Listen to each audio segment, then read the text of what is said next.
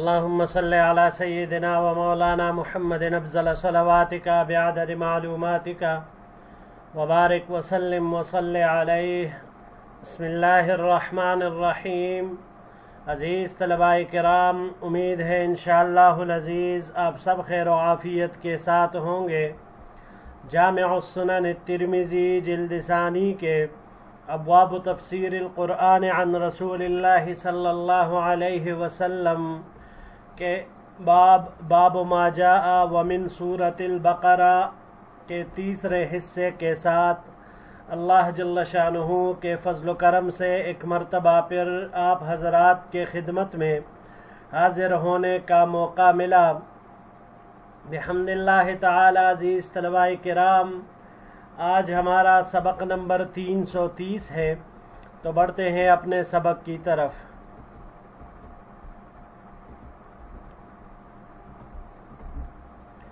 وبه قال حدثنا ابن أبي عمر قال حدثنا سفيان قال سمعت الزهري يحدث عن عروة قال قلت لعائشة ما أرى على أحد لم يطف بين الصفا والمروة شيئا وما أبالي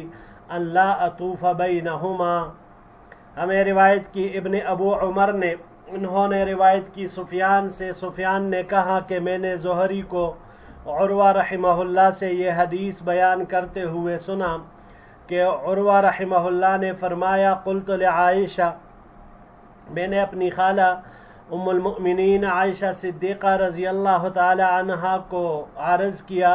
ما ارى على احد لم يطف بين الصفا والمروة شيئا ولا وما ابالي اللہ اطوف بینہما، کہ اگر کوئی شخص صفا و مروہ کے درمیان سعی نہ کرے تو میں اس پر کوئی چیز واجب نہیں سمجھتا، اور میں اس کی پرواہ نہیں کرتا کہ ان کے درمیان طواف نہ کیا جائے، یعنی اس بات کی میں پرواہ نہیں کرتا. فقالت، ام المؤمنین عائشہ صدیقہ رضی اللہ تعالی عنہا نے فرمایا، بئس ما قلت یا ابن اختی، طاف رسول اللہ صلی اللہ علیہ وسلم وطاف المسلمون. ام المؤمنین عائشہ صدیقہ رضی اللہ تعالی عنہ نے فرمایا، میرے بانجے بری ہے وہ بات جو تم نے کہی، حضور نبی کریم صلی اللہ علیہ وسلم نے سعی کی ہے اور مسلمان بھی سعی کرتے ہیں. وَإِنَّمَا كَانَ مَنْ أَحَلَّ لِمَنَاطِ الطَّاغِيَةِ الَّتِي بِالْمُشَلَّلِ لَا يَطُوفُونَ بَيْنَ الصَّفَا وَالْمَرْوَةِ فَأَنزَلَ اللَّهُ تَبَارَكَ وَتَعَالَى فمن حج البیت او اعتمر فلا جناح علیہ ان یطوف بہما. آگے ام المؤمنین نے فرمایا کہ قرآن کریم میں سورہ بقرہ کی یہ آیت فمن حج البیت او اعتمر فلا جناح علیہ ان یطوف بہما، اس کا پس منظر یہ ہے کہ جو لوگ مشلل میں واقع مورتی کے لیے احرام باندھتے تھے، وہ صفا و مروہ کے درمیان سعی نہیں کیا کرتے تھے، تو اللہ جل شانہ نے یہ آیت کریمہ نازل فرمائی، وَلَوْ كَانَتْ كَمَا تَقُولُ لَكَانَتْ فَلَا جُنَاحَ عَلَيْهِ أَلَّا يَطَّوَّفَ بِهِمَا. اور اگر بات ایسی ہی ہے جیسے کہ تم کہتے ہو، تو پھر اللہ جل شانہ یہاں پر فلا جناح علیہ ان یطوف بہما کے بجائے ان کے بعد اور یطوف سے پہلے لا نافیہ اس کا اضافہ فرما دیتے، تو فلا جناح علیہ اللہ یطوف بہما ہو جاتا. یعنی اگر کوئی صفا و مروہ کی سعی نہ کرے تو اس پر ذرا بھی گناہ نہیں ہے. پھر اللہ جل شانہ کو اس طرح آیات کریمہ ذکر کرنی چاہیے تھی. قال الزہری فذكرت ذلك لأبي بكر بن عبد الرحمن بن الحارث بن هشام فأعجبه ذلك. امام زہری رحمہ اللہ فرماتے ہیں کہ میں نے یہ بات ابو بکر ابن عبد الرحمن ابن الحارث ابن ہشام کو سنائی، تو انہوں نے اس کو عجیب جانا. یہاں پر فأعجبه، عزیز طلباء کرام، یعنی یہ بات ان کو بہت پسند آئی.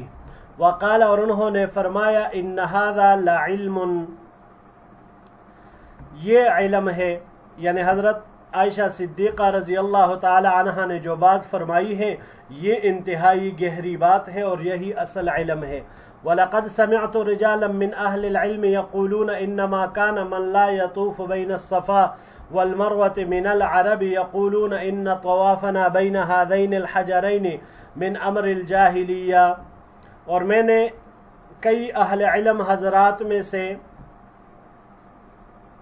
بہت ساروں کو یہ بات کہتے ہوئے سنا ہے کہ جو عرب صفا و مروہ کے درمیان سعی نہیں کرتے تھے تو وہ کہتے تھے کہ ان فطرو، یعنی جو کہ دو پتھر تھے اصاف و نائلہ کے نام سے، تو ان کے درمیان سعی کرنا یہ جاہلیت کی بات ہے۔ وقال آخرون من الانصار، اور دوسرے انصار کہتے تھے انما امرنا بالطواف بالبیت ولم نؤمر به بین الصفا والمروہ، فانزل اللہ تعالی ان الصفا والمروہ من شعائر اللہ۔ انصار کا کہنا یہ تھا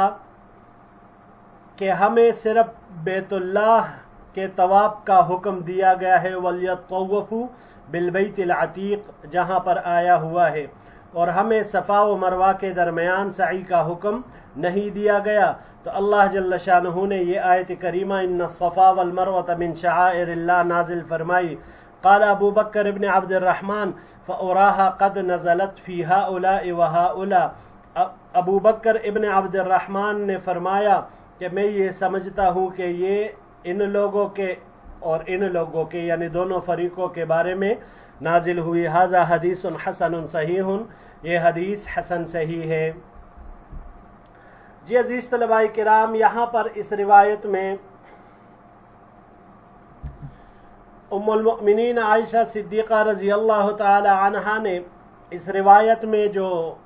بات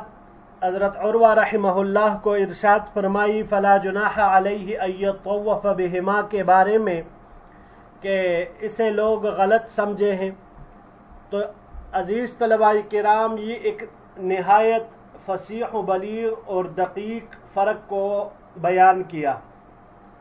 آیت میں ہے لا جناح علیہ ان یطوف بہما، یعنی صفا و مروہ کی سعی کرنے میں ذرا بھی گناہ نہیں ہے۔ تو اب یہ اباحت کی تعبیر نہیں ہے، اباحت کی تعبیر یہ تب ہوتی کہ لا نافیہ کو یہاں پر لا کر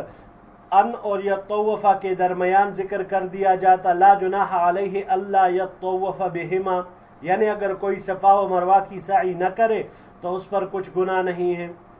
اس کی مثال آپ یوں لے لیجئے کہ جیسے اگر کوئی کہے کہ بھائی ظہر سے پہلے 4 سنتیں نہ پڑھے تو اس پر کچھ گناہ نہیں ہے، یہ استحباب کی تعبیر ہے۔ لیکن اگر کہا جائے کہ ظہر سے پہلے 4 رکعت پڑھے تو اس میں کوئی گناہ نہیں ہے، تو یہ اباحت کی تعبیر نہیں ہوگی بلکہ اس کی کوئی اور وجہ ضرور ہوگی، اور وہ وجہ پھر ام المؤمنین نے یہاں پر بیان فرما دی کہ پہلے منات کے پجاری منات کے نام سے حج کا احرام باندھتے تھے، یعنی اس بت کے معتقد تھے، اور وہ بیت اللہ کا طواف تو کرتے تھے لیکن صفا و مروہ کے درمیان سعی نہیں کرتے تھے۔ اور جو لوگ اصاف و نائلہ کے نام سے احرام بنتے تھے جو کہ سعی والے میدان میں ہیں، یعنی ان بتوں کے معتقد تھے، تو پھر وہ کعبہ کا طواف کرنے کے بعد صفا و مروہ کے درمیان سعی بھی کرتے تھے۔ پھر اس کے بعد جب اللہ جل شانہ نے اسلام کا سورج طلوع فرمایا اور صفا و مروہ سے وہ مورتیاں ہٹا دی گئی اور وہاں پر سعی کرنے کا حکم دیا گیا، تو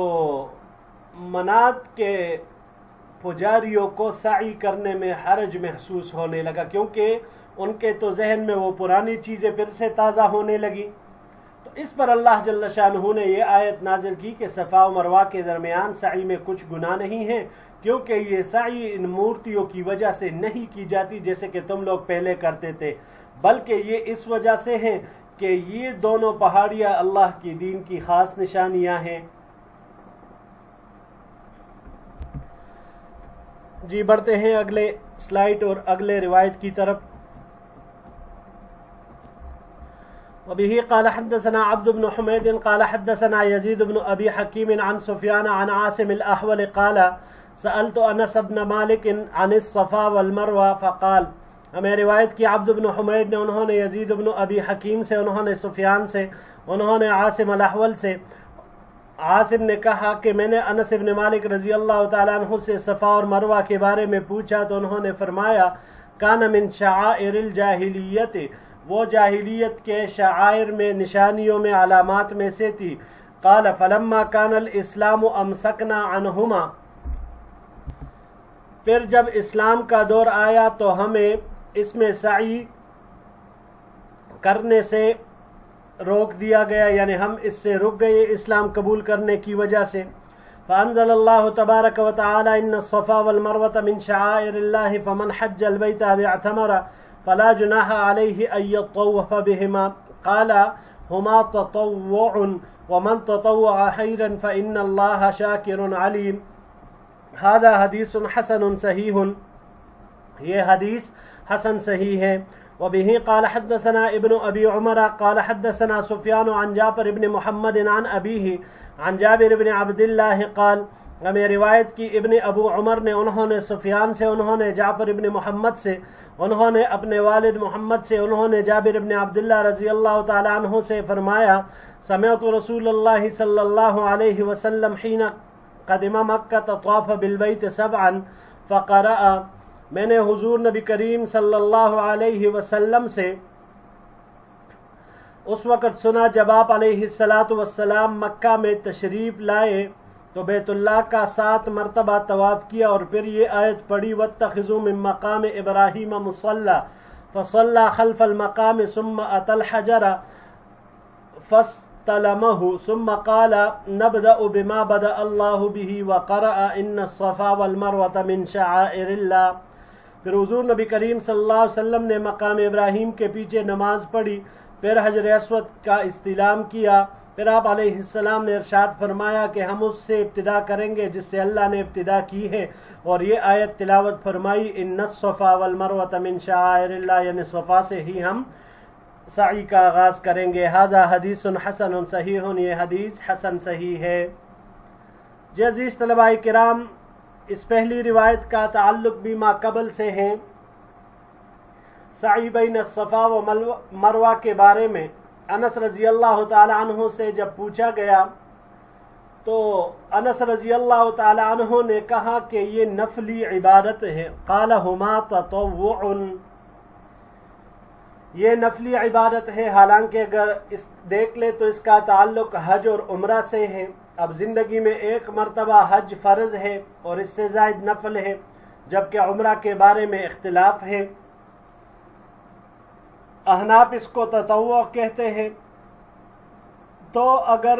نفلی حج اور عمرہ کے متعلق سے جو شخص خوشی سے کوئی خیر کا کام کرے تو اللہ اس کے شکر گزار ہوں گے۔ وَمَن تَطَوَّعَ خَيْرًا فَإِنَّ اللَّهَ شَاكِرٌ علیم، اللہ اس کو ثواب دیں گے، اور اس بات کو وہ خوب جانتے ہیں کہ کس انسان کو کتنا ثواب مل جانا چاہیے۔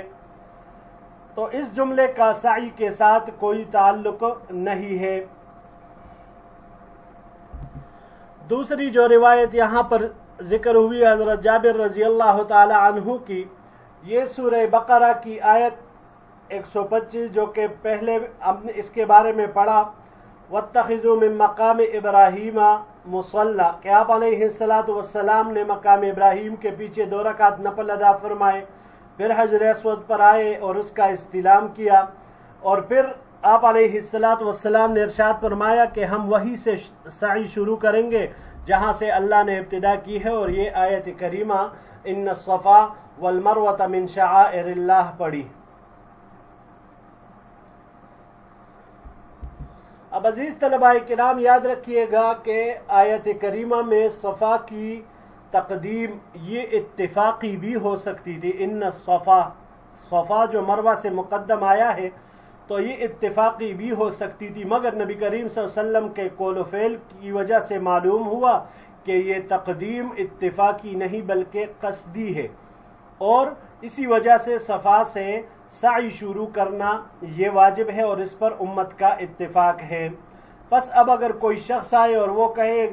مروہ سے سعی شروع کرنا چاہیے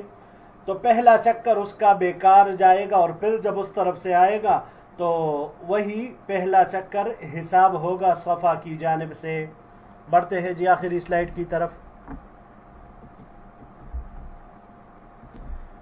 وبه قال حدثنا عبد بن حميد قال حدثنا عبيد الله بن موسى عن إسرائيل بن يونس عن أبي إسحاق عن البراء قال، ہمیں روایت کی عبد بن حمید نے، انہوں نے عبید اللہ ابن موسیٰ سے، انہوں نے اسرائیل ابن یونس سے، انہوں نے ابو اسحاق سے، انہوں نے برا سے، برا رضی اللہ تعالیٰ عنہ نے فرمایا کان اصحاب النبی صلی اللہ علیہ وسلم اذا كان الرجل صائما فحضر الافطار فنام قبل ان يفطر لم يأكل ليلته ولا يومه حتى يمسي۔ حضور نبی کریم صلی اللہ علیہ وسلم کے صحابہ کرام کا یہ حال تھا کہ جب کوئی آدمی روزے سے ہوتا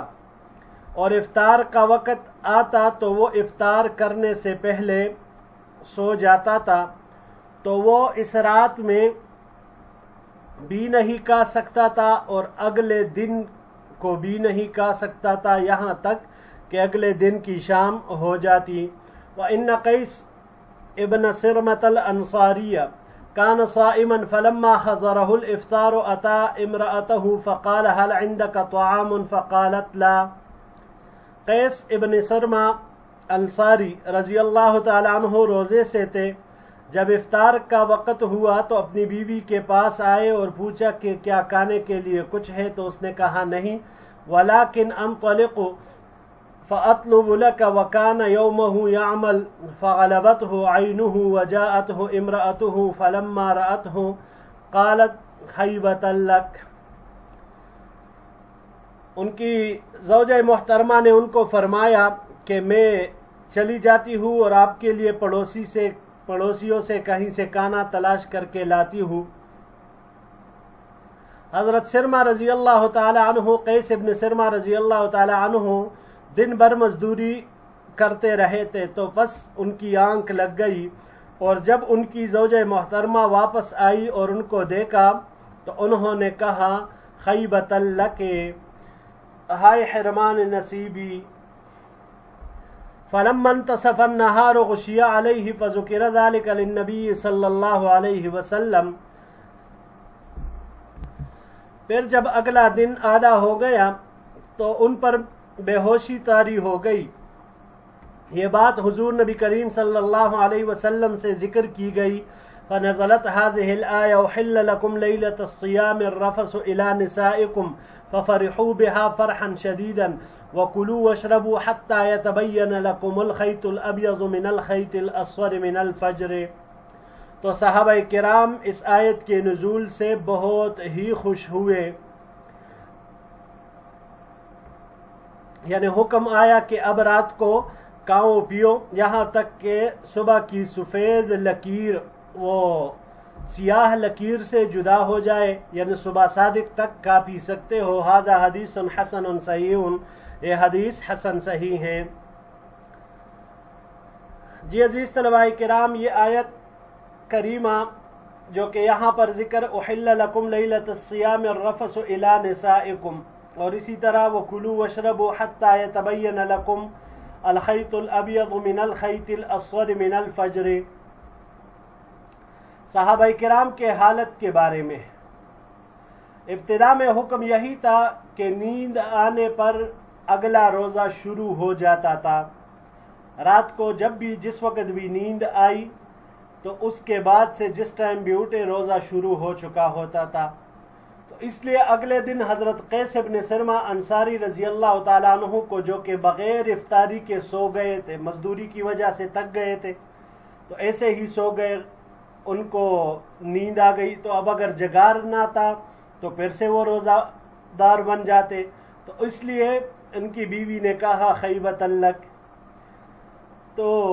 پھر بعد میں یہ حکم اللہ جل شانہ نے منسوخ فرمایا، کیونکہ دوسرے دن جب آدھا دن گزرا تو حضرت قیس ابن سرما انصاری رضی اللہ تعالی عنہ